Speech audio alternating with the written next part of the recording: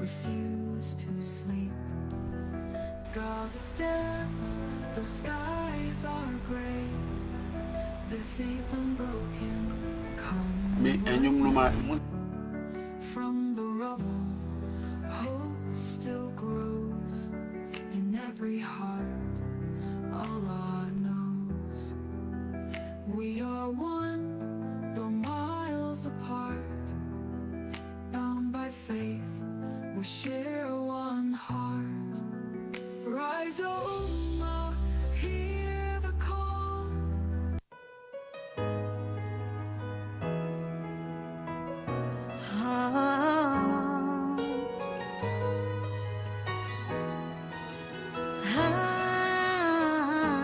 When I was young, I was a fool.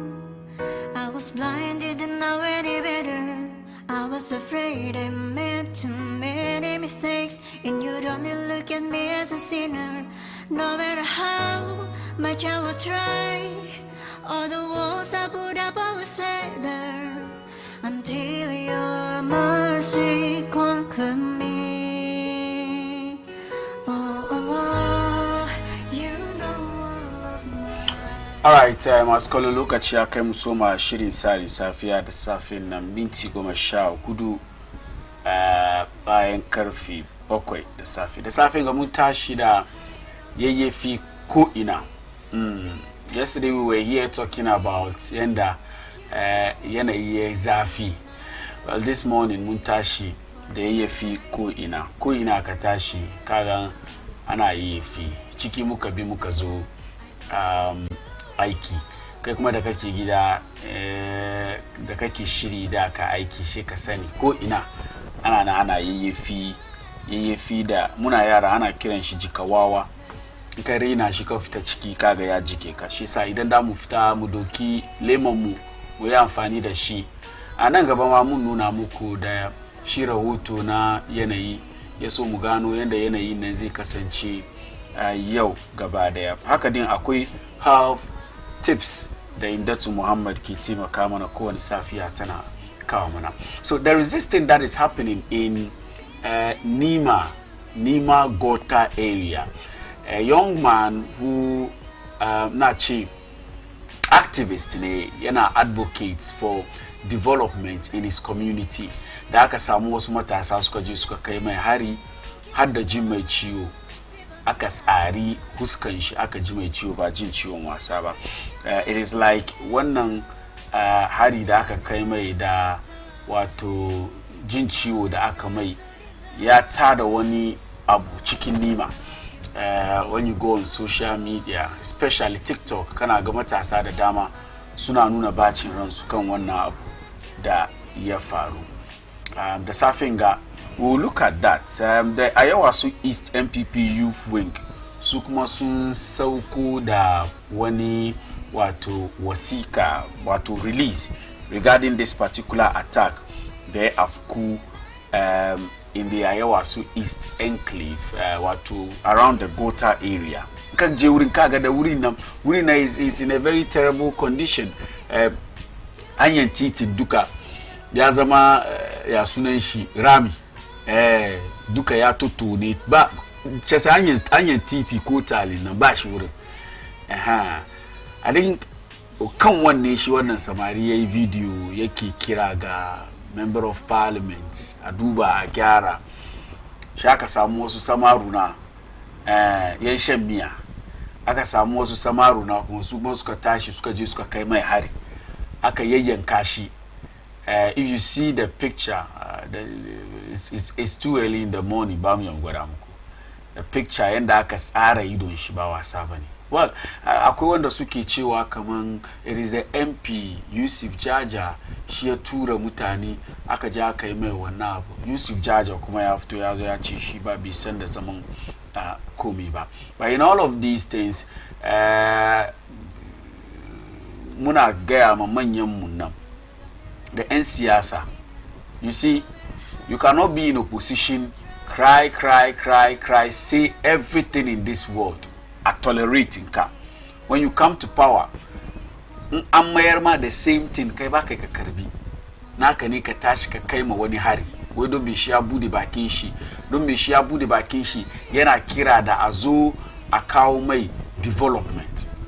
Yana kira da wani wuri ya bata cikin unguwan shi a zo a gyara mai. Wai mutum bai da dama ya bude bakin shi irin magana haka. She ka samu ɗan wayen shi no sha tura su, she su je su kama me shi su buga shi wai don yana magana. Yasa mu da muke zamne nima da zango mu nan, are we not ashamed of the situation da zangwane muke ciki in terms of development yanda muka saura baya? Actually, wannan samari, we need thousands of such characters in our Zongo communities. There's has to tashi beyond the politics. A tashi ana kira a yi mana a kawo mana development. Bari mutum ya tashi ya yi magana sha kawo mai ai zango ya saura inda yake. Shi yasa muka kuma saura inda muke. So abin da ya faru ni ma kenan. Mun shiga cikin wannan story with the release da Youth Wing na New Patriotic Party suka sako, if it is possible kuma mun kira su yaso su kuma su tofa albarkacin bakin su, because this is not the way to go. Indelele zango muna bukatan ci gaba. This is not the way to go, because in kana bidan inda ya saura baya zango ne. Yau gana kowa na samu ci gaba, zango mun saura baya.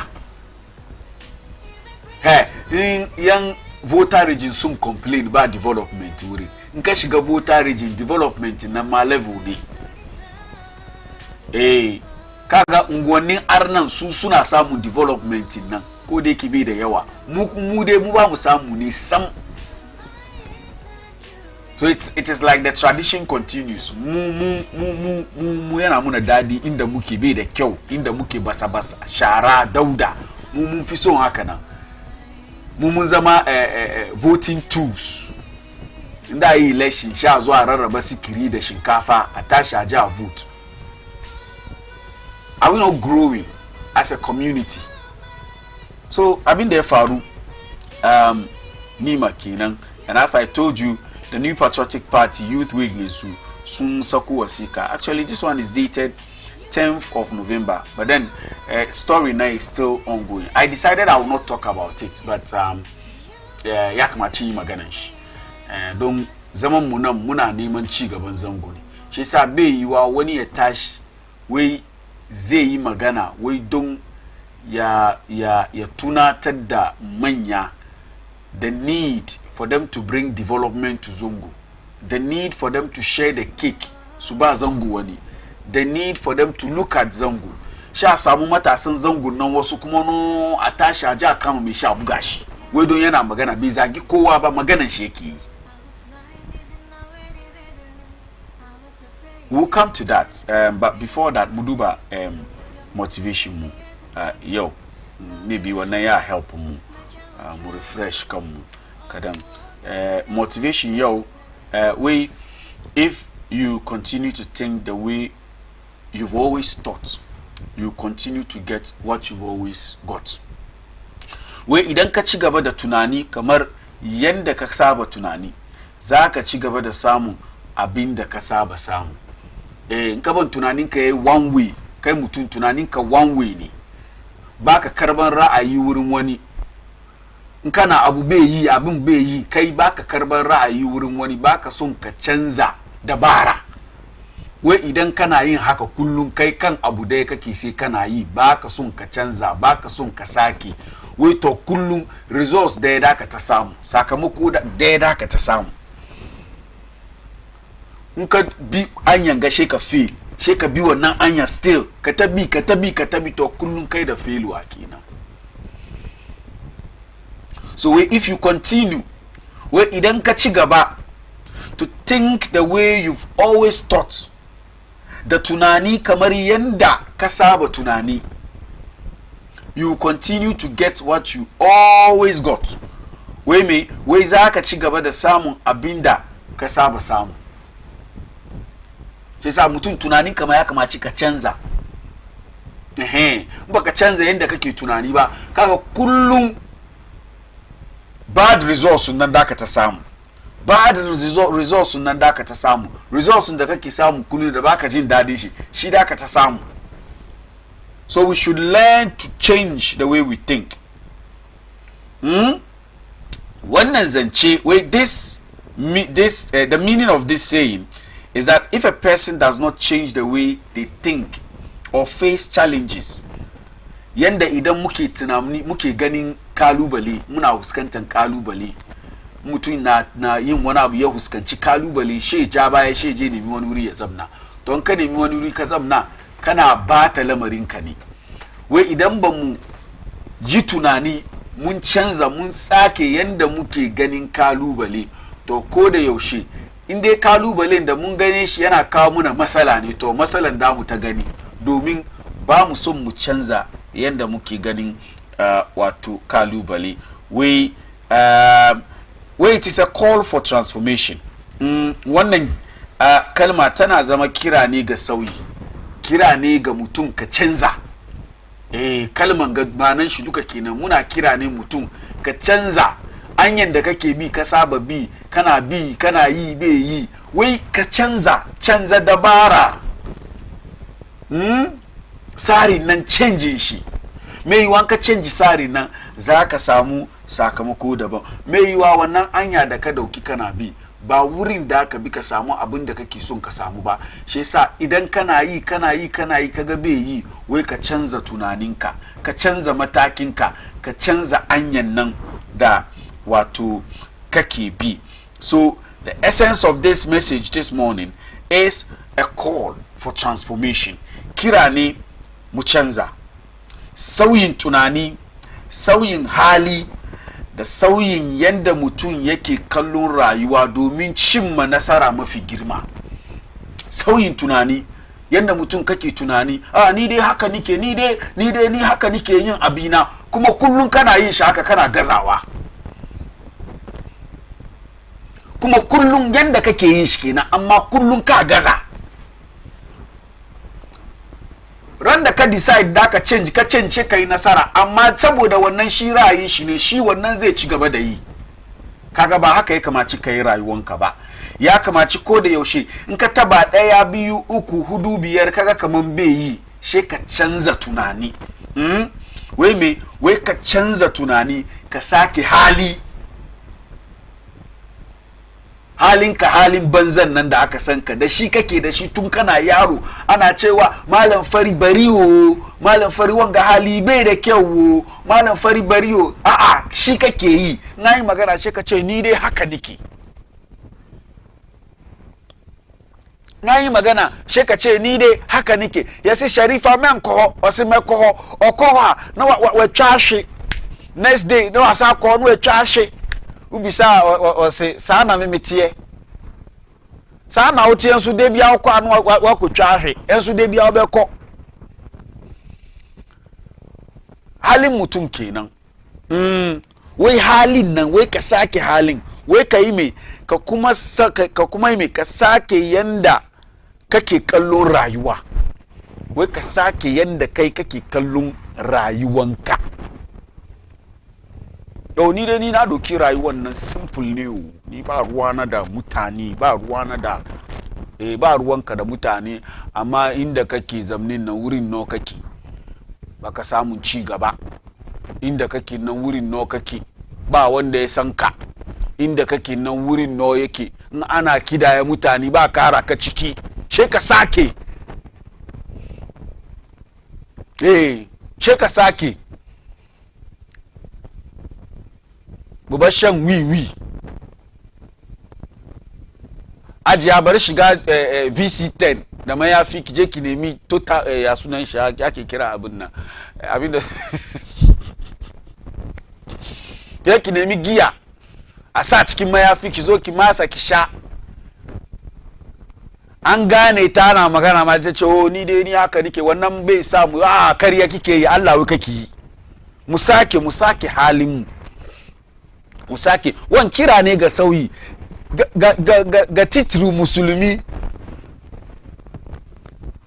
bari an ga musulmi a ganshi cikin halinka ba faɗin baki ba ni musulmi ne ni ina da imani ni kaza amma da kaga me shi kagan dijal. So this is a call for transformation. With this saying reminds us that stagnation, whether in life or in work, often comes from refusing to renew ourselves or think differently. Kaga kai kana wurin aiki wuri guda kake. Sharifa ta zo ta wuce ka. Abu ya zo ya wuce ka kai wurin nan no kake. Domin ba kai ka change yanda kake tunani, ba kai ka change yanda kake yin rayuwanka, ba kai ka change yanda kake ganin rayuwa, ba kai ka change halinka. Kaga she ka saura wuri guda, shi bature ke kira stagnation. Akwai wani da na sani aikin jaridan yake bakin ciki bai so ya ga dan wanshi ya ci gaba. Shi every opportunity ya samu dai bata mutum ne, halin shi kenan. Shi Allah ya bar shi kuma inda yake wurin yake bai samu ci gaba, me shi bai canji wannan hali, bai sakewa. Shi inda yake kenan, ko da yake yana yi bai samun sakamako mai kyau, ya bar shi da kanshi rayuwar shi yayi stagnated, rayuwar shi ya saura wuri guda, saboda yana use energy shi cikin rayuwar shi duka. In ya tashi energy da yake use cikin rayuwar shi duka yana bata mutane ne. Shi yasa bai da lokaci ya mayar da hankalin shi kan shi rayuwar shi, ya duba kan shi. Wai idan ka mika yasa ɗaya ka nuna ma wani, sauran nan duka kanka yake. Bai duban kan shi balle shi ya gane kama it is not about another person, it is about me. Maybe I should look at myself. I should look at ni halina sake. Idan na sake halina, mai yiwa ni rayuwana na samu ci gaba. Ci gaba kuma mutum idan ka fara samun ci gaba cikin rayuwanka, baka da time ka zamna kana tunanin wani daban. Kaga mutum na zamne yana tunanin wani, yana tunanin to mutum da bai da nayi kenan, mutum da yayi stagnated cikin life shi. Amma kaga mutum kana samun ci gaba cikin rayuwanka, you are even kai kana don saboda kana samun ci gaban nan every day you are thinking of the next step. But wanda shi life shi bai halin banza, tunanin banza, kishi, hasada, shi kullum wuri guda yake, bai samun ci gaba. Abinda ke ciki kenan. Mu duba daga Qur'ani. Way indeed, wannan Quran chapter 13 verse 11, way indeed Allah will not change the condition of a people until they change what is in themselves. Wai lalle Allah baya canza halin wani al'umma sai sun canza abin da ke cikin zukatansu. Wannan Allah subhanahu wa ta'ala ke gaya muna.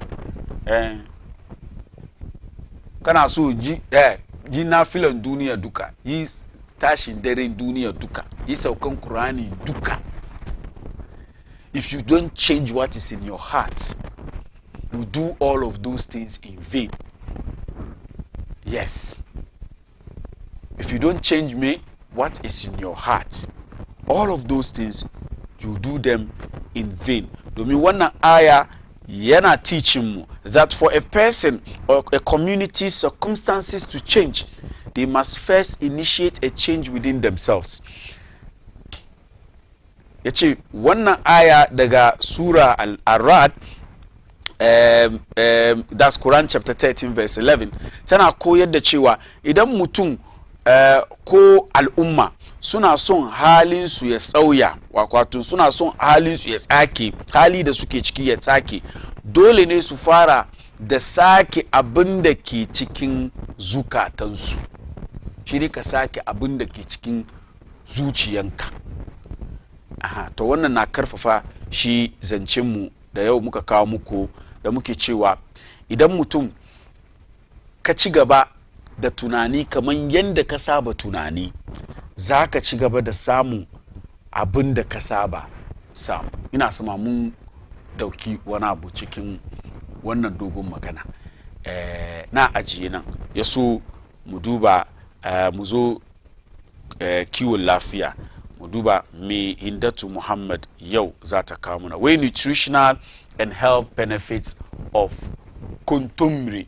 Kuntumbre da muka sani shi ganye na mankani, wai amfani da ka samu ciki idan kana ci kullun da kullun. Kuntumbre ne yanzu wai galamsin ya bar yanzu kuntumbre ma kana ci dai ka maka problem ne. But then bai hana mu cin kuntumbre, dun da dai mun ya mu yi noman shi ko kuwa mun ya mu shuka gidanmu mu ci. Dole ne mu shuka mu ci ya so mu samu amfani shi. Mu saurari Hindatu Muhammad.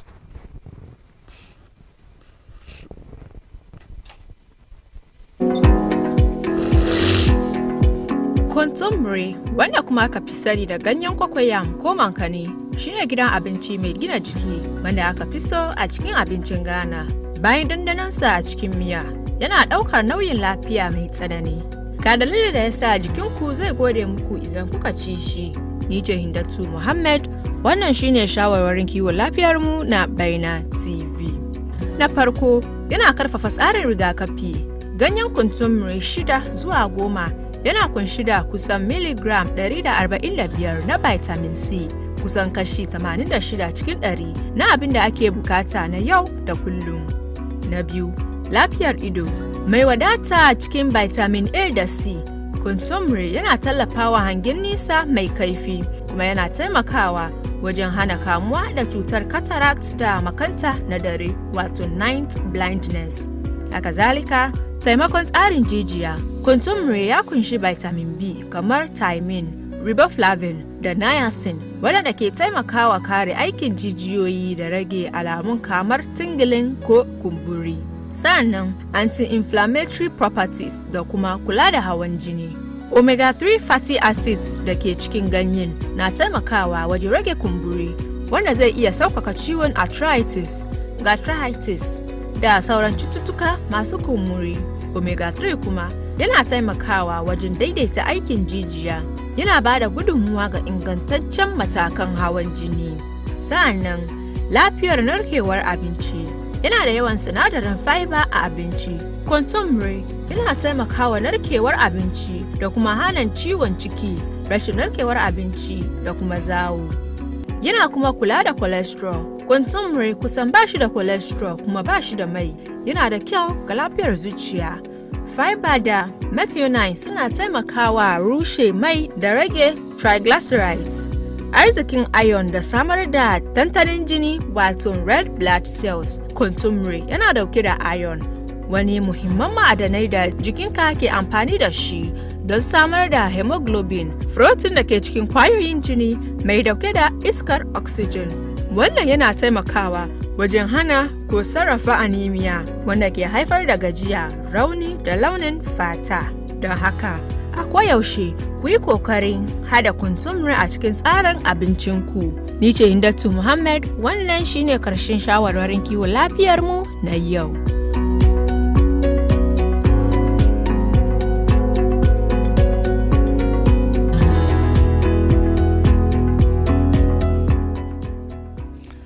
Alright, Hindatu Muhammad kenan ga ta mata shigo gida. Wai kontomire, me ke cikin kontomire? To dai kamar yadda kuka gani dai kontomire akwai su vitamins daban-daban. Sannan yana help with digestive system, narkewar abinci. Sannan kuma bai da cholesterol, ba mai ciki, kuma yasa yana da kyau. Sannan kuma vitamin A da C da ke cikin shi kuma yana help ma ido bugan abu da kyau. Sannan kuma gashi wai kontomire yanzu galamsin kuma ya bar kontomire ma cin shi dai ka mana. Zai ruwan gare shi mu mamma sabu duba ko mu ya mu yi shi gida. Ko? I'm a strong advocate of backyard farming ko garden ake kiran shi. Mutum in ka sai kasa wani one plot kai gini kwanan ka daya sauran kasan nan kai dai raba wurin park lori sauran nan ka doki ka dai shushuka irin abubuwa kamar su kuntumbirin ga ka shi ko ina ka shuka ya shi wurin shi ka shuka shi in kana bukata ba da ka je kasuwa ka je ka sai especially ku da kuke areas da suka yi water load haka ku yi amfani da irin abubuwa haka suna taimakawa kwarai da gaske. Ni gidana na shuka bai fito ba. Na shuka ya kasan wurin ne bai da kyau. Ba ruwa ciki. Ruwa cikin kasan kai da kake mu yi amfani da su ko yanzu ba mu we cannot trust the food da ke cikin market ko we can't trust food abinci da ke cikin market ka je ka sai abinci ka zo kana ci kuma ya kawo maka wani ciwo muna nan ma ba mu da lafiya shi ka kuma je kuma kana cin wasu abubuwa da dai kawo maka ciwo but then amfanin kuntumire kenan tun muna yara aka ce wani ka je asibiti an ce maka baka da jini ka zo gida sha za a yi maka kuntum yayin mu ma suna wani abu sha a yi maka dan kuntumbire na rana guda wai ya kawo maka jini ka je hospital an ce jinin ka ya je kasa ka zo gida sha a yi kuntumbire ga a yi maka abu na bunu ko a yi shi wanda ake nika wannan shi nike so a yi shi a nika shi shi ba soyawa ka yi komi shi ka nika ka zuba wannan asanti yayyayi sha zuba ka sami shi da amfisi kana ci ba wasa bane me kwado Sharifa me kwado Sharifa so baby ama ka same shi haka nan shi karfi ke ciki ba magi ba komi kobi ne da mummuni Momoni so be bon. But that is what it is. We should learn to be eating foods that are rich in vitamins. But I'll still say this thing. When I had a was na je hospital an ce baka da jini an ce su je su magani ya me magani ya aja kakka aja samu kuntumbirin ga za yi shi abin ka ci shi rana guda ka cika kare wai ka samu jini Allah ne ya duba mu.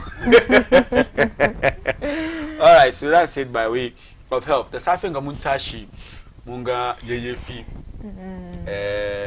rain showers dai wajaji sassa daban-daban an karanga. Ni tun da na fito gida ina zuwa ciki na bi har na kai nan ko ina ne tun jiya da daddare ina sama ya fara kadan to kamata ne mu gano wadan mu yau ya dai kasance muna ga rahoto.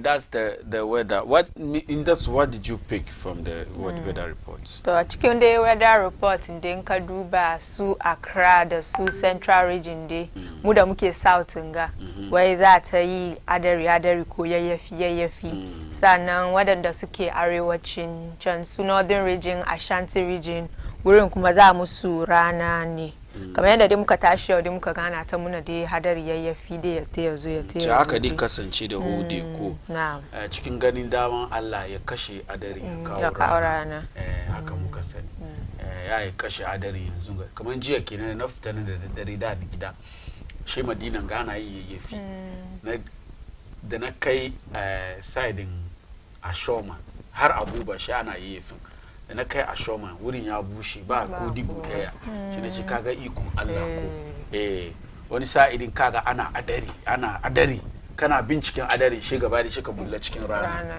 ikon Allah nan wani kenan shi sa muna ce muku kullum shi wannan prediction ne suke yi su da kansu wai prediction ne domin sun san ba su da ikon adari ba su da ikon fitan rana shi sa sai suka ce prediction suke yi cikin ganin daman Allah sai yayi abin da yake so sai yayi abin da yake so shi sa abin da ke ciki kenan for the weather let us take note of it mu doki leman mu sa jikin mu kamar yadda ta safin ga inda ta doki leman ta zo aiki ai da lema kika na'am shi sa abin kenan by way of weather mun je dan gajeren hutu da zuna muku batun shi hari da aka kai ma wani samari nima mun shiga cikin wannan story ya so mu duba mu kuma mu tofa albarkacin bakin mu ba ku dama ku kuma ku shigo ciki ku tofa albarkacin bakin ku insha Allah akan babban magana but before that mun kawo muku da newspaper review right after this break.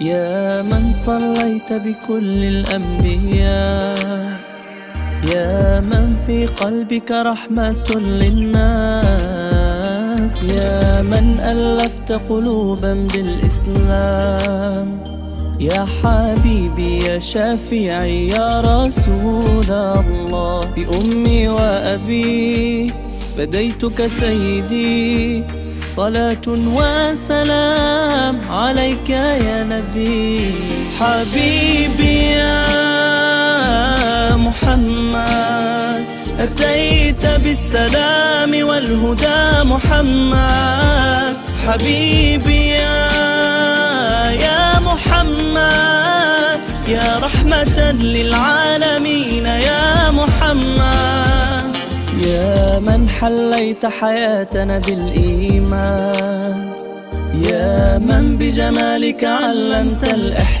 الإحسان يا من نورت قلوبنا بالقرآن يا حبيبي يا شافعي يا رسول الله بأمي وأبي فديتك سيدي صلاة وسلام عليك يا نبي حبيبي يا محمد أتيت بالسلام والهدى محمد حبيبي يا محمد يا رحمة للعالمين يا محمد رحمة للعالمين رحمة للعالمين محمد رحمة للعالمين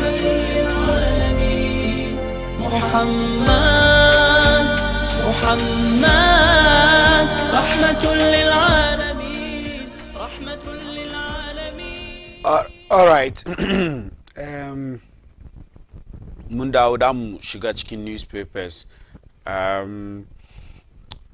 inda tukin fara kin soma da daily guide newspaper so a jaridar daily guide kagan labari wai Greater Accra embraces Brian a champion kamar da yanda muka sani yan jam'iyyar New Patriotic Party suna shirye-shiryen su na gudanar da zabe wanda zai saya takara ya jagoranci jam'iyyar zuwa zaben shekara ta 2028 shine Brian Echampo ya fara rangadin shi wato campaign shi kenan a nan Greater Accra.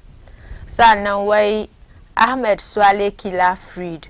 Inda kun tuna kaman cikin shekara ta 2019 kenan.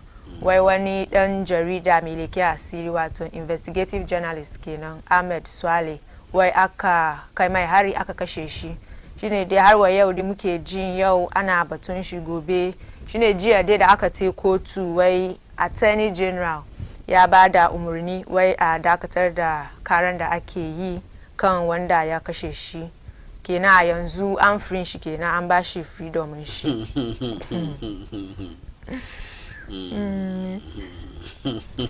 Ba easy bane o. Mu ci gaba. Je wai Mahama secures zero tariff deal for Ghana. Kenan shugaban kasa John Dramani Mahama yana kasan Sin, kasan China kenan suna da tattaunawa game da kasuwanci da tattalin arziki. Shine wai ya secure zero tariff deal. Kenan kayayyakin da Ghana za su kai zuwa kasar Sin ba su biyan wani haraji kai kenan. Sannan a wanga kuma wai 4 caged over food delivery scam. Wayansu mutane hudu kenan wai sun kirkiro wadansu hanyoyi na bayar da abinci. Kun san yanzu dai kan yanan gizo muke komai da mu sai abinci ma kai da mu order kawo muna abinci. Shine wai wadansu sun bi hanyar bogi suke irin wanga aiki. Sun ce maka inda ka sai abinci in ka te wurin da ka sai abinci su ce za su tanye ka yanda ake biya da aka yi komai kenan in ka ba su access suka shiga cikin mobile money account ka ko bank account ka shi su kwashe maka kudaden ka cikin suna wai da su kawo maka abincin da ka order shine kenan wai polisai sun kama mutane hudu an kai su sarka kenan. To ina ga labaran da ke kan Daily Guide yau kenan. Muka duba she story Ahmed Swale. It is a story, it's a story of interest, especially for us mu da muke cikin wanga aiki na jarida. The Medina District Court has discharged the accused in the murder case of investigative journalist Ahmed Swale following a directive from the Attorney General's office. Wato official Attorney General babban lawyer kasa su suka ba da umurni cewa kaman a sake shi. Ahmed Swale, a key member of the Tiger IPI me shiga min nan investigative team, was shot and killed in January 2019 by unknown assailants. His killing drew widespread condemnation and calls for justice, but the case has since made little progress. Wannan mun sani tunda aka kama shi wannan mutum aka ce da shi kotu aka ce da a ci maganan shi wai yana da hannu cikin mutuwan Ahmed Swale.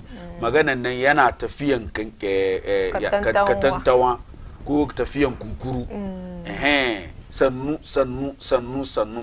At a point lokacin da ake campaign, this government, this NDC government, so in politics da shi. So in politics da shi. Suke accusing wancan gwamnati kaman wai ba su komi ba. Su suka zo, they even promised that suka zo su make sure kaman an kama wani da suka aikata wannan laifi. Da suka zo muka ji an doki wani gigi wai an sake shi. The story continues.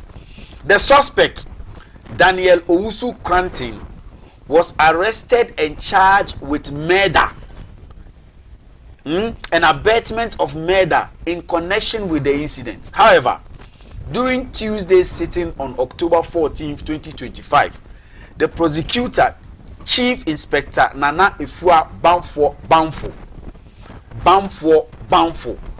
informed the court that the Attorney General had advised that the case be discontinued. Quote, "We have been directed to discontinue the case upon the advice of the Attorney General," she told the court. Following the prosecution's withdrawal, the presiding judge ordered that Daniel Owusu Krantin be discharged. The development is expected to reignite public debate over the state's commitment to securing justice for Ahmed Swale, whose murder remains unsolved more than 6 years on.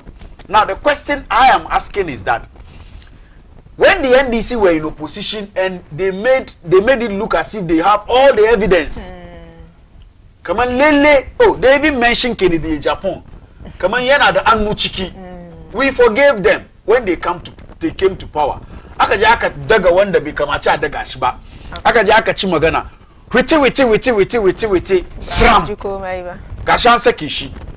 So when they were in opposition, da suke cewa Kennedy Japan nda suke power da an kama shi Kennedy Japan na antaba shi. You see politicians. So that time we told them that you see don't listen to these politicians. Politicians shi na neman dama ne wana biye fadi no edoki. Whether it is morally right or not right, they don't care. At that time they played with the emotions of the family of this boy and his immediate relatives, making them to believe that okay, the Wanchanga government and they were not doing anything. So when about Attorney General Gani, the details we are not seeing the details. May Gani. Yeah, today by close of no, the akache a discontinue no details none na follow. Some the kaza. But I'm saying that whatever reason they bring us is a failure. 6 years on. Some people voted against Akufo-Addo because of this case. Not because Akufo-Addo nada anuchiki, but because the NDC, when they were in opposition, including the president himself, made it look as if the then government was complicit.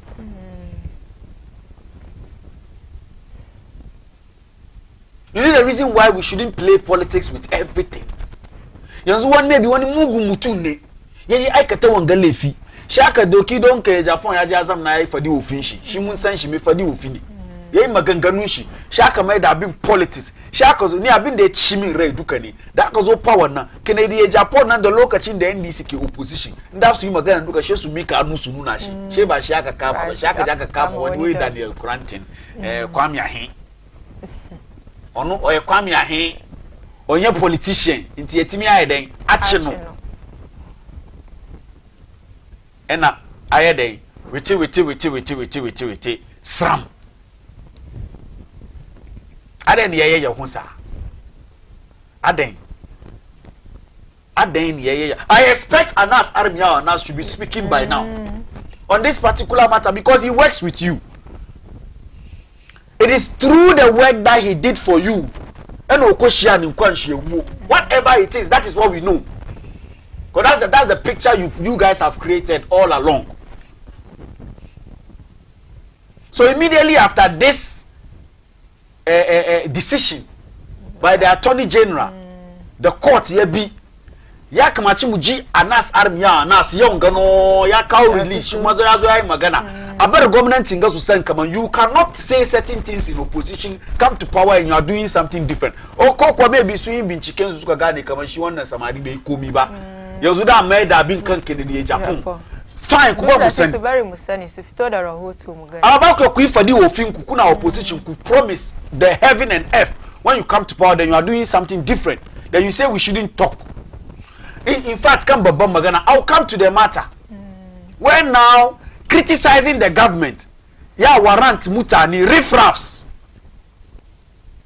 hoodlums, so tashi is also attack mutum. We don't ya criticize government. We don't nima ye dauda, nima ye basa. Yana kira government azo agara. Tunda aka fara democracy garinga, nima NDC suke vote. So it's even a shame. Come on, you have 2 MPs, lifetime MPs. That's what I call them. They are lifetime MPs. Shede NDC party NDC na su ce mun gaji da ku. I think the two primaries. Ama Yusuf Jaja de chine kaman Mugabe. Ye chi MP de chine kaman Mugabe. Naza ya chi kaman Mugabe. Ya ba mu ga ma juna gaskiya haka wai son party me NDC suka muna me MPP suka muna as a country me abinda mu muka bayar da abinda su suka baye in an ajiye kan ma'auni ma'auni marance yau Amir na aje kan ma'auni me da gani me ba mutum hankalinka kana ciwo ba ka tashi ka je kana attack wanda shi aikin shi da yake yi ne yana advocacy yana kira for development an attack Amos Wali muka ce bai da kyau shi nashi ya kai shi lahira Allah ya ji kanshi Allah sa ya huta matan shi Allah ya kara mata hankuri da family shi wanga kuma da jiya aka je aka sari idon shi nan yaya mutu waye ba aikin nan wani no yake yi ba babu ga ma juna gaskiya oh don wani NDC ne shi sa an shurun ba magana an bar ma shi samari yayi fadan shi but I'm very happy that the boys, the youth are beginning to realize, are beginning to see kama iyaye mu sun tuce mu ne yazo wurin siyasa man kana ya ta sine maka wai don ita NPP ne kana bin NDC a sine maka wai don ni NDC ne kana bin NPP ta ce na disown ka saboda politics ba wai saboda yaro na wasa da sallah ba jahilci ba wai yaro na wasa da sallah ba saboda jam'iyya in yaron ta ma na yin fraud ba ta disown shi in yaron ta na yin na shan wiwi ba ta disown shi amma bari yaron ta ce ni ma na NPP ne ni dan support NDC ta yi rantsuwa ta disown shi. That's the kind of politics we do in Zongo. So mu passion da zuciya da muke politics da shi daban ne dan ka compare da others.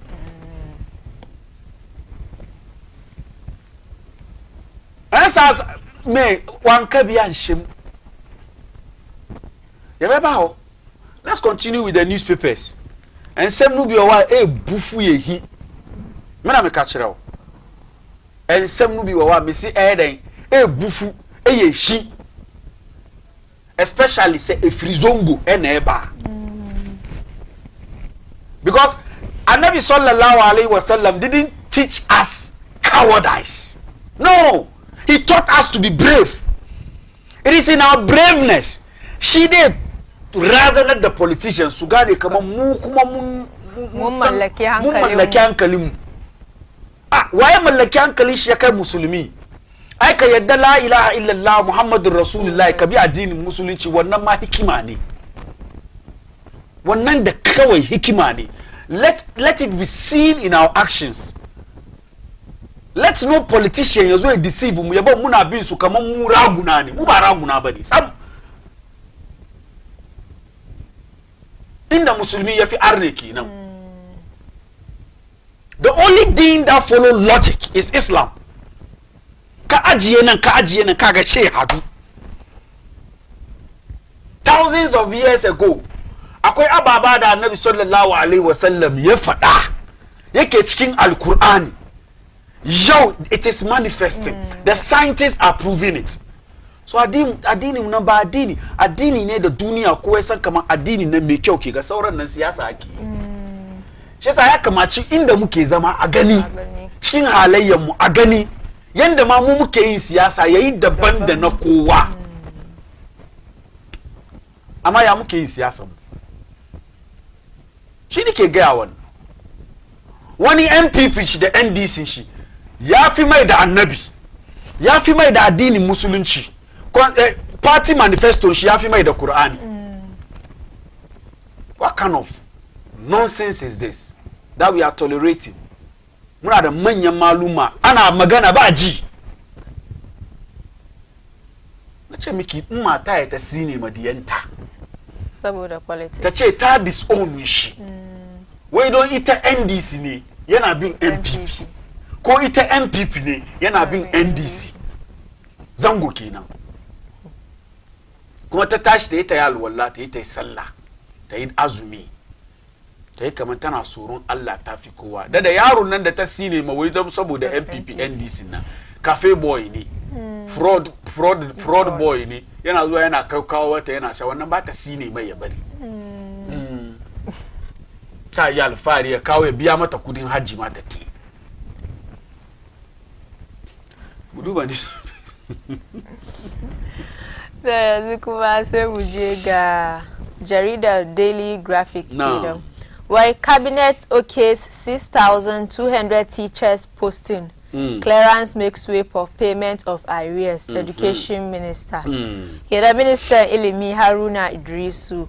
Wai majalisa kenan ya amince a ba wato ticoci 6,200 a kai su bakin aiki. Sana wayanda ba biya su ba kuma ake bin su bashin albashi an ba da hanya a fara biyan wannan albashi. Na'am. Sannan ga wai Mahama G pledge stronger Ghana China ties. Har wa yau dai batun maganganun kasuwanci da tattalin arziki tsakanin Ghana da kasar Sin kenan. Na'am. Sin dai kika ce kin ban wani ya bace ke dai ce China. China mutanen mu suka sani. Waga wai Ghana in case amma bai sa ka san Sin ba. An ce in Hausa aka ce ka san Sin ma'ana ka san China. Ba ce Sin asin SIN ba. Sin.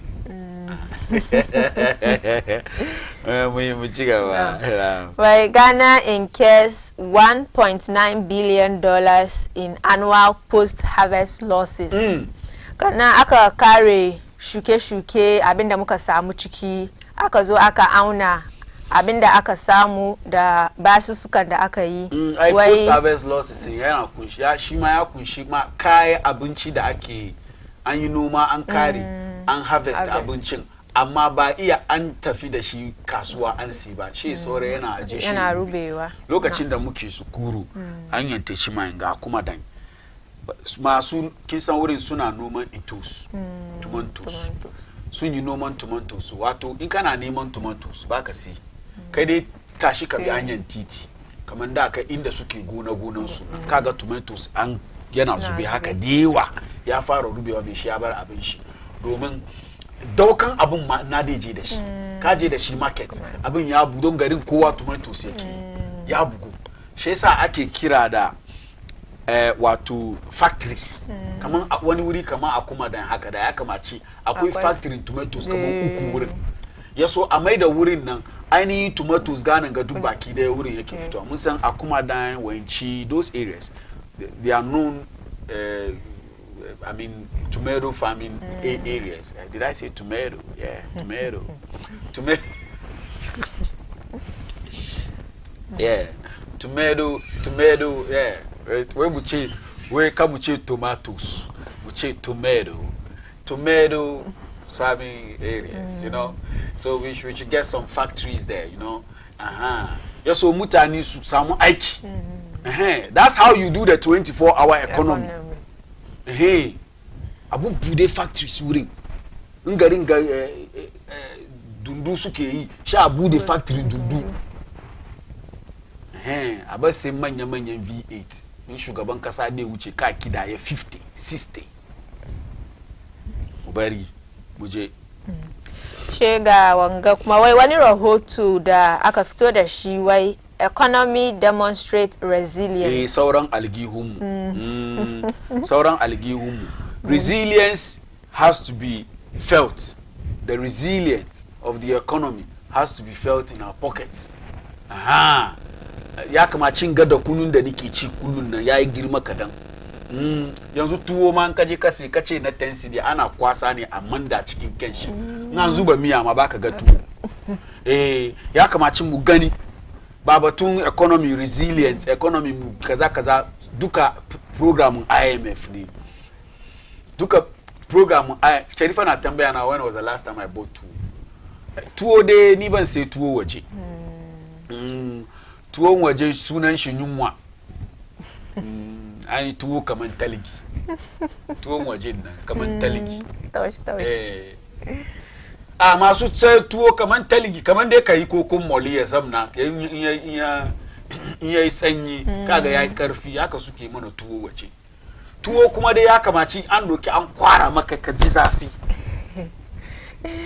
kin gane an doki tuwo an kwara maka ya kamaci burin yayi maka zafi tuwo kenan ba tuwo ne wani laushi wannan ko ake ce tuwo kenan wannan ciki mai laushi wannan talgi ne taligi yayi mu suka sali wai tuwo ke a tuwo ai ba abincin akara ba abincin akara ne a abincin arewa ne ba arewa ba inda da aka ji a yi tuwo a yi shi kamar taligi sun ya tra na hayayi sun ya tra a tuwo kura da ya ba saukewa kan wutano ana ci ya kamaci ya wanga kadan ya yi compact ka yanka shi kaman kafa ka gane ba cin tuwo laushi haka laushi tuwo laushi kuma sharifa mai yi wa na yaye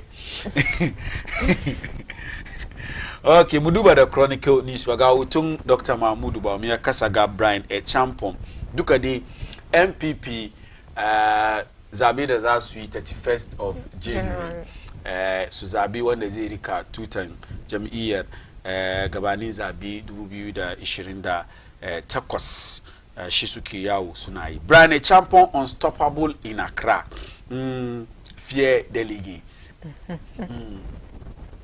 Delegates they oba now discover ye be serious with him. Oh ye be bow samrane. Ye be trauma. Omo de omanu. Be trauma. Na whether on the day they ombe trauma and so omo ntoma on the. No dey asem sebe. Nti Brian Champon we ya karbi Accra. We is unstoppable. Ya massive about me da Kene ochese wajibe bia. Baumia buckles down, starts nationwide tour. Baumia kuma ya ishiri. She kuma je suma nationwide tour. I think he was in the Ashanti region. He was in the Ashanti region. So that's it for the MPP. And then finally we Massa pay the nurses and stop the to be. Well, Dr. Efiya Yuki, no, minority, young Adawa, we Massa pay the nurses and stop the to be. Naji to be, added you. We subardadin back in. So Kabiasu. But then the Minister of Health, we next month, that's November, Ambia Duke Niwa Enda by year. Ambiamba. Yana the Takaichi Mutunya Aiki water goma Babiashba. Nothing. Ba wana abu da ka duki ka gyara wanga magana. Nan da mu da saya kan newspaper. Straight up, let's delve into the Nima matter. Na ji dan kadan, but let's delve into it. Maybe wani ya ce menene malam farki zamne yana ta kara kai haka. So we will start with the release by the youth wing of the New Patriotic Party. This was on the 10th of 10th, I think, over the weekend. Sukasaku wanna release. Zoom it small for me so that I'll be able to read it out to our viewers. We Ayawasu East Youth Wing press release. Coming in again 10th of October. Sukasaku over the weekend actually. So niyo ni day. Condemnation of violent attack on youth activist Yasir Mohammed. The MPP youth wing of the Ayawasu East constituency strongly condemns the violent attack on Mr. Yasir Mohammed, a committed youth activist who has consistently advocated for development, accountability, and responsible leadership in the Nima Mamubi community. Wasu kache mutumi MPP ni, wasu kumawe mutumi NDC ni. Whatever it is, this guy is, so display his picture so that people will understand. I'll read the release from here. People will understand what I'm talking about. This guy is actually a youth activist. What he does is, yana zuwa around, ababa da ke damun al'umman Nima, she ya haskaka. Don a yi me, a gani, a gyara. To wani no yake yi, yaje side Nima Gota. I saw that video. Da yake batun yanda kaje wurin Gota, wurin station Madina na. Kinga wurin kusa da Barry Bands. Barry Bands. Shagun Barry Bands na sai wurin shago mai kyau amma wurin basa. Kuna damu matan nan. So wurin gabantan nan inda Nima station inda suke aje container bolan nan. Da ni nike ga kaman nguwa kaman Nima sakiyan unguwa da bai kamaci wurin ne kamaci a ajiye abin bola ba. Manyan garin mu ba su tunani ba su think. Wani ya shigo nima duka wurin yake bi. Amma ka kai wurin babban bola, sometimes ka kai wurin shara na wurin sham kuda wari in the middle of nima. Kaman dai enclave nan duka ba inda da ajiye abin shara. An bashi ya zama normal. Wai nguwan musulmai. Dauda. Kan addini mu bai gwada mu da dauda ba. And I think that malum ma ya kamace a tashi irin wadanga abubuwa bai kamace ka shigo cikin zango ana gani ba. Abin kunya ne. Shi samarin ga ya tashi wurin yayi basa. Yayi basa kana kan titin nan dai ka zo titin nan ma yanzu ya tutuge ya kamace a duba duka a gyara. Yake magana ina laifin shi. Wani laifi yayi.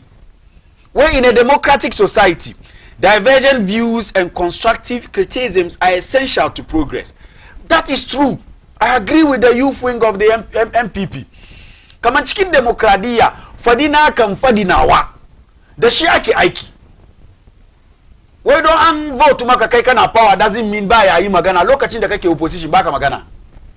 Wani magana ne ba ku yi garin gaba. Sheku ce wai ku yau kun zo power ka a yi magana kan TikTok ne wai IP an tracing ka da IP address ka kama kan kai magana baka yi shi daidai ba. The same people when you were in opposition, you were backing people like Kevin Taylor to be insulting people all over the place. Because of power, you should go now because uchi. And when we talk, you say we shouldn't talk. Abarku, domin kuke the power. Fine, kuna the power. But I believe that this is not what John Dramani Mahama is asking you people to do. This one doesn't matter. Ba kun gani in an ya kare bakin kofar John Mahama da aji. Shi yana nan yana yawo duba ga shi ya je China yana yawo yana dabara yadda zai iya kawo muna ababa da zai kawo muna ci gaba. She riffraffs suna zamne ba su understand what democracy is ba. She su sai suna attack mutane. An attack mutane yanzu she bar ababa da shugaban kasa ke yi da ya kamace a zamna a yi batun shi ababan kirkin shi a ajiye gefe shi ana yin batutuwa da bai da kyau. Because you have people who don't understand politics. And Yusuf Jaja, they are mentioning your name. They are mentioning your name. We did not give you power to be arrogant. We gave you power to serve the people. You are but a servant. You are what? But a servant. Koyo da annabi sallallahu alaihi wasallam. Ku bar ban nan ba ku iko da kun samu wani iko kadan no she kafadun ku ya tattashi. Ba ku ci ba ku gani. Domin wasu mutane na bayan ku suna muku yedium kuna bin su. See 1.7 million NDC na. Ba komi bane. Kaman yadda 1 million Akufo-Addo bai komi ba aka zo aka beat su 1.7 na. 1.7 nan ba komi bane. Kuka yi wasa kun sha 2 million. Kuka yi wasa kun sha 2 million. Har dai yanzu ya kai ana buga mutane zango. Wai don sun fito sun ce ba ci gaba, a kawo ci gaba, shi yasa ana bugun su. Ni man nan wa suke vote ma. Wa suke vote ma. No, ni ma wa suke vote ma. Display the video. Ni man nan wa suke vote ma. Ina tambaya ina son ki ban answer. Da bayan da aka yi da ido mutum. Wai don ya faɗi gaskiya. Wai don ana tsiya ya fito ya zo ya yi magana da bayan da aka mai. But I'm saying that in Yusuf Jaja ya doki mutane Nima serious by now she is out there video ya press conference ya che he has nothing to do with this. Because it is beginning to look like alaman NDC kenan as a political party that you are violent, that you don't want to be criticized. The very thing that you did that earned you the power to rule over us, you don't want the same thing to be done to you. What did he do wrong? What did he do wrong? That yana ja hankulan manya zuwa ga ababa da ke nima da ya kamaci nima ya samu ci gaba. Ai abin kunya ma ne in kai kana nima ba ci gaba wurin, wani ya tashi ya ce dai yi magana don ci gaba ya zo wurin shi ka tashi ka kai mai hari. Ai kai nan kai ka zama rago. Domin nima bayan Flagstaff House yake. Don masallacin da aka gina mana nice masallaci. Da aka doki video masallacin dai kana son yayi kyau shi dai ka teni shi haka. Har dai ka nima ya zo cikin background na an tambaya wani slam ke ga. We are happy about it.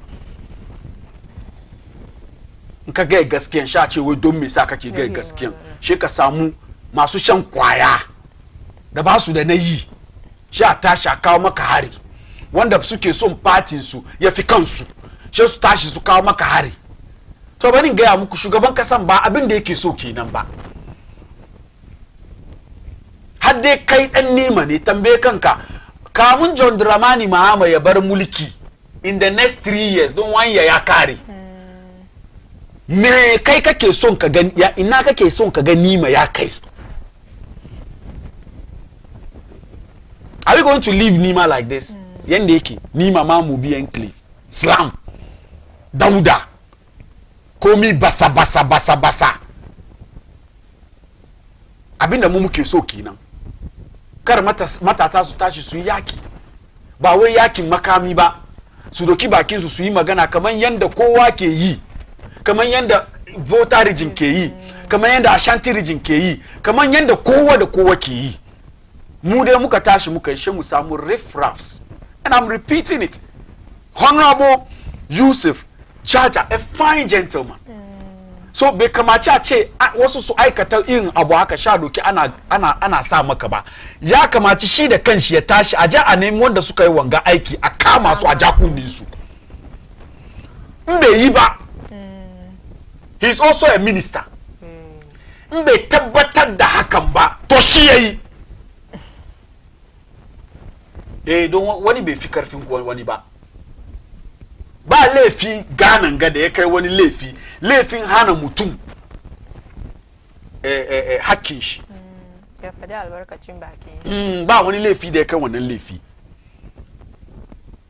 Shi yasa mu magana mu simple ne. Yusuf Jaja yana cikin gwamnatin John Dramani Mahama mai martaba.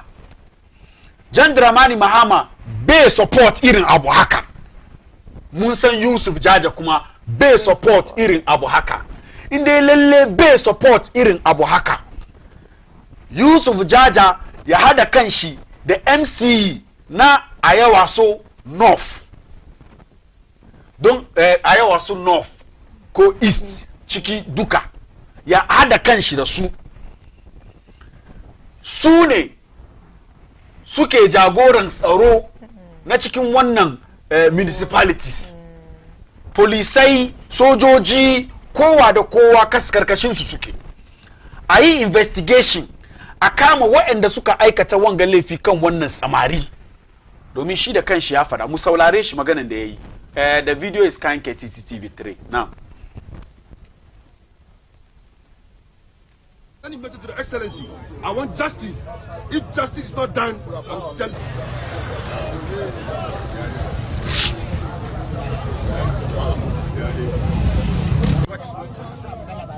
I'm calling upon the President. I'm calling upon the President, His Excellency, John Dramani Mahama. I heard is the family member of what? Honorable Yusuf Jaja. Honorable Yusuf Jaja allegedly sent hoodlums, criminals, for them to attack me. As I'm talking to you, you can see.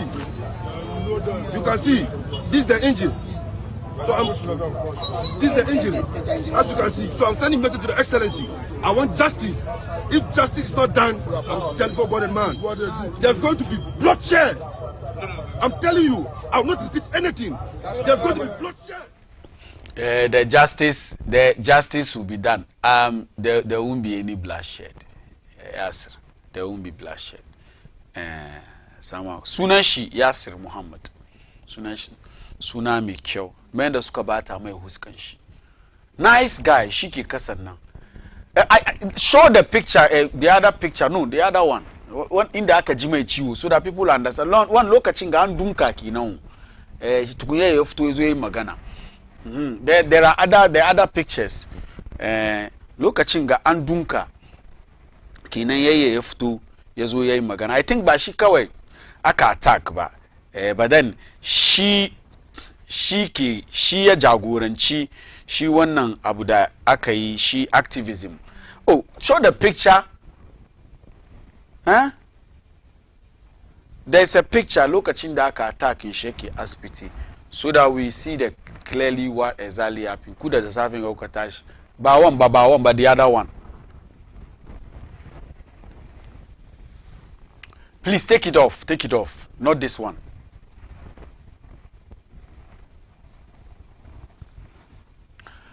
Zero 0553-683-010 kai kuma kai ka kira ka tufa albarkacin bakinka abinda ke tafiya kenan abinda ke tafiya kenan whatever it is. So that's the guy. Let's come back to studio. 0553-68 if we can pick some calls. All right, so 055. So Ikma, Hinda, abin da ya faru kenan. Baka ka zo waje ka fadi abin da ke damu unguwanka ya so ka samu ci gaba da karshe ma kuno zai zo ya amfana. Mu da muka sauro. Assalamu alaikum. Wa alaikum salam, sunanka da inda kake. Sunana Idris, ina kuwa daga Birkuma Central. Ina jinka. Na ji dadin magana da kuka nan amma Mr. Moderator ya hakuri yau. Da gayin ya kira sunan Yusuf Jaja kamar shi ya sani mutane kamar su zo su buga shi. An ya samu Yusuf Jaja nan an call shi an interview shi an tambaye shi kamar ba wanda dai je samu Yusuf Jaja. Yusuf Jaja is the member Jini Tukunyan Kuri. Yusuf Jaja is the member of parliament for Ayawaso North. Abin da ke faruwan ga ya ji magana na ne the picture is being created kaman ba NDC in power are not tolerant. So one batun party shi ne batun shi da kan shi ne ba da bi shi aja neme shi bane kaman yanda yake tashi yazo yayi campaign yazo yayi ma mutane yazo ya ga mutane kaman ba shi ciki. That's it. Ba batun bin shi bane yana duban TV. Ka gane magana na ko amma ta media ne ai. Yes. Ai ta media ne kana so mutane su ga ina zuwa media ne. Mu ba mu ce ina zuwa ba mu ce kaman ba mu ce magana da samarin yayi kaman Yusuf Jaja yayi ba mu ce gaskiya bane. What we are saying is whether I'm media or I'm not media, Yusuf Jaja da kanshi ya fito yazo ya ga yayi magana ba sha an bi shi ba. Yan kuwa ke kan layi. Don't let us start defending this thing. Yusuf Jaja is not a lord that we go and look for him to come and shi da kanshi ya fito yazo yayi magana. Yusuf Jaja yana da Facebook page kowane magana ya tashi yana zuwa yayi kai mu gani. Yanzu an bar bin su mu ga haka. 0553-683-010 yan kuwa ke kan layi. Salamu alaikum. Wa alaikum salam, sunanka da inda kake kira. Malam Faraji Halima ne. Aji Halimatu Sadiya Akumapa. The freedom fighter Nsiyo Beye Bode. Sa mitiyo. Fansiyo gusu. Malam Fari. Naam. Ta gani batun boys ni manga. Ina gani kaman mu trend shi very cautiously. Naam. Because ni ma problem suna da yawa. Suna da beef group. Which in yau muka allowance suka doke suka manne ma politicians. Yes. Mun kare zero. Naam. Abin da ke tafiya cikin zangonnin mu yau nan is beyond politics. So Aja, don't you think that ya kamaci cikin gaggawa minister kuma MP ya kamaci ya fito by now ya zo ya share maganan in gaskiya na ciki ba gaskiya ciki ya ka san magana muke yin ga shi ba shi tawo. But he can write something on his Facebook page. It's a normal thing that ministers do these days. Sometimes wani magana nan yazo in kan rash ma ka zo ka yi shi ka kare ka je ka tiye sa shi in his wisdom na ya wait ya find out su wane ne suka yi wannan abu sannan ya fito. Masha Allah. Domin shi babba ne tun da ya zama babba kuma komai kan shi da dibiya shi ne head of wurin nan amma ni intelligence da na pick na gaya mini kaman akwai beef tsakanin fadinga da wadansu tunda she suka bi kai suka mai wannan beef nan shike strike abubuwan ga duka amma until then nan she mun ji daga bakin minister MP kaman abinda ake yin ga me ya san game da shi ya fito ya clear kanshi gaskiya ne amma mu kuma da zamu yi batun shi mu san yadda zamu bar harshen mu ya tafi saboda takaman wai empro gaskiya mu ba ka fadi shi da kyau ba gobe ya zai zama kunya mu duka ne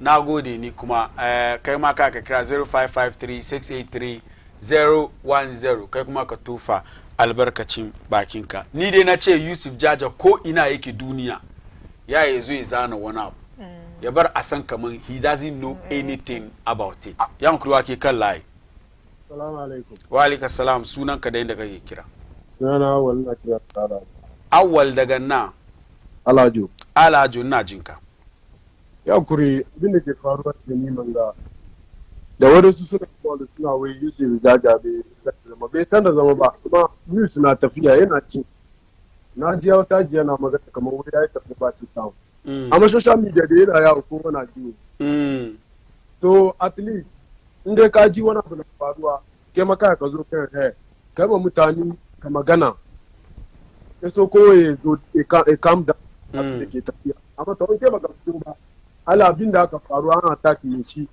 ali ya zama kamar jin ciwo ya zo cikin ba wanda ya tashi ya yi wani magana shi ta yau samarin nan da yake magana na yau ba yau yake yin wannan abu muna gan shi social media yana yace wani gwa kaza ya faru ba da ya kamata da wanga abu ya zo ga kamata nan wai wani shi da wani suna da problem su face shi ba kan magana da zai yi za su zo su face shi ba yasa magana da take yi nan da su waje wannan all right mun gode 0553683010 kai kuma kaya ka kira ka tufa albarkacin bakinka ya hankuri wake kan layi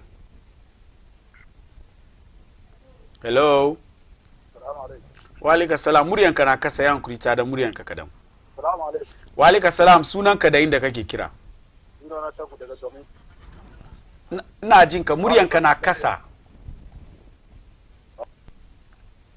wow muryanka na kasa ya hankuri sake kira ya hankuri wake kan layi salamu alaikum wa alaiki salam sunanki da inda kike kira sunana Amina ya hukun lafiya lawa jamina ina jinki ya hankuri batun samarin ga da ya kama da Yusuf Jaje ta ce sai fa because wayanda ni aka Madina ne kamar na bauchi nima amma cikin kasuwan da muke nan sai muna yin kamar yanda yake ci saboda mu samu mu samu rayuwar mu zama cikin kasuwan yanzu da yanda yake cin nan yan Madinan nan cikin zongo kuma zongo nan sun shigo cikin kasuwa wani ma ya ga min yanzu yanda ya ci na suke da kasuwan nan kagan sun sa kwalji cikin kasuwan niman kuma sunan ake fad Madina Madina ne kamar na bauchi nima ne ka gani su penyu ne fe masu diyan ko penyu fe na ta su diya fa nan ya penyu papa sa sai kamar su Yusuf ne fito yazo yi magana yayi magana yanzu yazo yi magana ko da ba shi yayi ba tun da dai abin cikin ya shiyan shi ne kamar da su zo yi magana sai bin fin ki an ba kai bi bushe mun sa wo bushe mi to wona obe ka wa ta sanete nta mo nka se watu ko da ya ko su na wati ana sonte wati pa nti mo mo de anu nka de obe ka ense obi ba mo pe ni se yen kwan nti me da mo ase 0553683010 wa alaikum salam unsu betimi afa no a kire wadwene let's pick our last caller then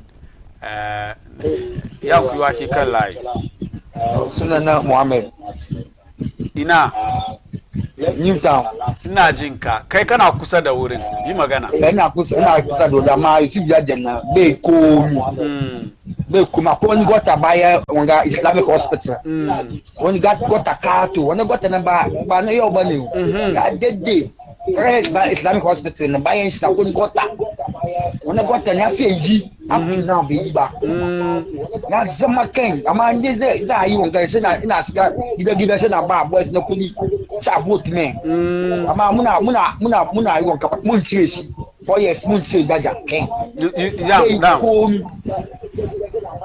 So that's where the thing is heading.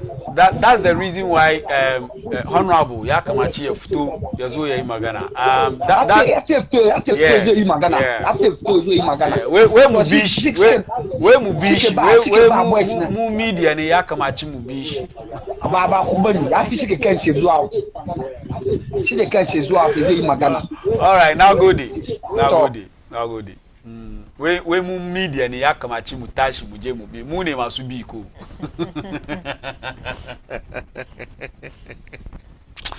Rade yakobe juba we yedi you. Ye sorry ni ye de ye nto ane so ni enko bisa. Ade me ne ye futo izo yi magana. Yanzu ba being politicians because most these days stories that ke samu about magana and the politician ya gaya kan Facebook Instagram Twitter su duka even information minister ko lokaci wani abu yazo nde bada martani she wuri no dai zo bada martani wani kudi ke cikin aikin gare da mu ta tashi kullum wani abu pin ya fadi shin tashin je ina tambayar Yusuf Jaja kan ga Facebook yana amfani da Facebook wa dai ga min kamar Yusuf Jaja bai ga abin da yake tafiya ba. Things that are not even important. Can I go soon as on our Facebook?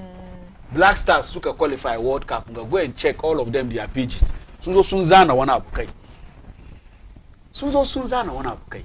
Chesa mubar siyasa inda yanda muke siyasa muke magana nan shi no ke gawo. Ko mi kaga wani yazo ya saya yana so ya defend politician. Abinda kai kake samu ni ban samu wani. Ni ban ma son samu don na samu ya ban rufe baki na ni kuma bakin gaban yin rufe inda dan jarida kai ka rufe bakin ka dan jarida da ya rufe bakin shi duka to bai so yayi aikin kina ni ban son rufe baki na shi yasa ni ban binka balle ka ban kuma sun sani sarai ni ban bin wani balle ban kana so zamna ka describe na inda kake malam fari yana da ban binka nka bi su sun rena ka su zage ka domin suna baka kana ci to ni ban binka. Yes, we are doing this in the spirit of advocacy. Mu burin mu ne rana guda mu tashi ana kididdiga sassa cikin Ghana da ke da ci gaba zanguna ciki. Kada mu saura inda muke kuma ana yi su mun nan ne ana bar zanguna kumawa baya. Magana na duka ne. Whether Yusuf Jaja is the one shi ya tura su suka je suka aikata ba shi ya tura su suka je suka aikata ba an ambaci sunan shi ciki. A matsayin shi as the member of parliament and a minister. Tun da dai sunan shi na ya zo ciki to ai ba ne ga shugaban kasa. Shugaban kasan ga kuma ba mu son wani ya sa mai laka. Mahama ba mu son wani ya sa mu Mahama laka. Me, I criticize Mahama, but I like Mahama. Adua na ni Mahama ya succeed. Mahama ya succeed. Da kunu na ya girma. Da kunu ya girma. Wani ne bai cin da kunu an karanga. Da kunu ya girma. Mahama ya succeed. Da kunu ya girma. Tuwon nan an bari shi talgi yayin shi da kauri. Ko ba haka ba? Ranar sallah mu sa kaya mai kyau. Hajjin ma da aka rage mu ya mute. Mahama ya succeed kenan. To amma irin abubuwa haka yana bar jam'iyya shi kana ba mutane haushi. Wani na nan yanzu haka shi ya tun decide vote shi dangane da jin ciwo da aka yi masa maringa. Ya tun decide. Inda ai magana ba a kira suna wanda yayi an ce oh enye Mahama Bang. So there's a name of the minister, the name of the MP. It is in his own interest. Maybe can maintain seat in Nima now. Because Nima is NDC stronghold.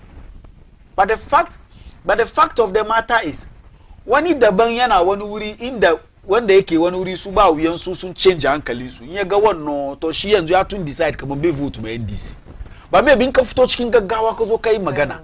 ya bar me shi ya gan the other side of the story yeso machine nan ko yana jin won ko yana sympathize the one be inform decision shi in the next election magana nan mun yi maganan kuma da muke yi duka muna yi shi ne kan gaskiya kuma gaskiya muke yi ketrema na empro no ebetena hoda na edi ho adanse mun yi magana ayi shi da kyau in an yi shi da kyau mun yaba in ba yi shi da kyau ba mun yi magana hadde ya taba zango ya kunshi musulmi maganan duka kenan mu tashi kai yan siyasa su zo su continue na gode inda na su kallo damu da saya mun dawo